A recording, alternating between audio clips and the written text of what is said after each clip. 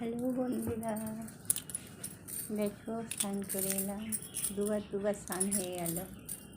সকালবেলা একবার করেছি, এখন একবার করলাম। দুবার স্নান হয়ে গেল। আর স্নান করা মানে শীতকালে গায়ে কিছু মাখতে হবে, নাহলে একদম একদম চামড়া একদম ফেটে দোকানা। স্নান করা মানে শরীর ঠান্ডা। সকালবেলা একবার করেছি, এখন একবার করছি।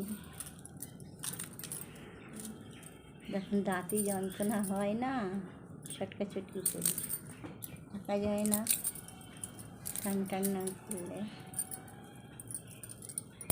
স্নান করে এসে এই বডি লোশন মাখতে মাখতে একটা ভিডিও হয়ে যাবে। কি ভিডিও দেবো, কি ভিডিও বানাবো, তবে একটা বডি লোশন মাখতে মাখতে ভিডিও বানিয়ে ফেলি 3 মিনিটে। তো শীতকালে স্নান টান করে এসে একটা ভালো কোম্পানির প্রোডাক্ট ইউজ করো, নাহলে স্কিন হয়ে যাবে, ফেটে যাবে, বাজে হয়ে যাবে। একটা ভ্যাজলিন করতে পারো, নিভিয়া আছে, অনেক কোম্পানি আছে। একটা প্রোডাক্ট ইউজ করো, তাহলে স্কিনটা ভালো থাকবে।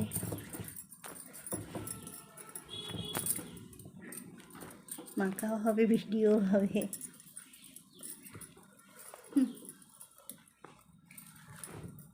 তো সকাল করে স্নানটা করে নিলে কী হয়, চুল শুকোয় না, তো দাঁতে যন্ত্রণা হয়। তাই রোদ্দুরও ভালো নেই এখন যে রোদ্দুরে চুলটা শুকিয়ে নেওয়া হবে।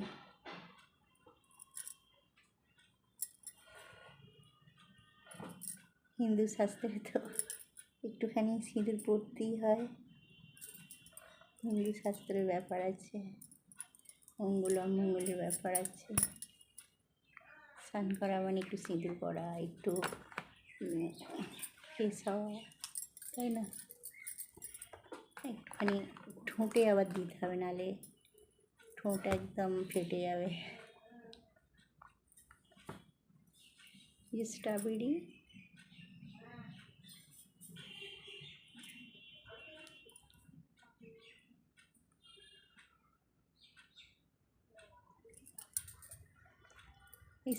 একটু ঠোঁটে দিলে ঠোঁটটা একদম হয়ে যাবে, তাহলে ঠোঁটও শীতকালে ফেটে একদম রক্ত বেরিয়ে যাবে। টিপটা পড়ে গেল। তো একটু হিন্দু শাস্ত্রে স্নান টান করে এসে একটু বডি লোশন মেখে সিঁদুর পরে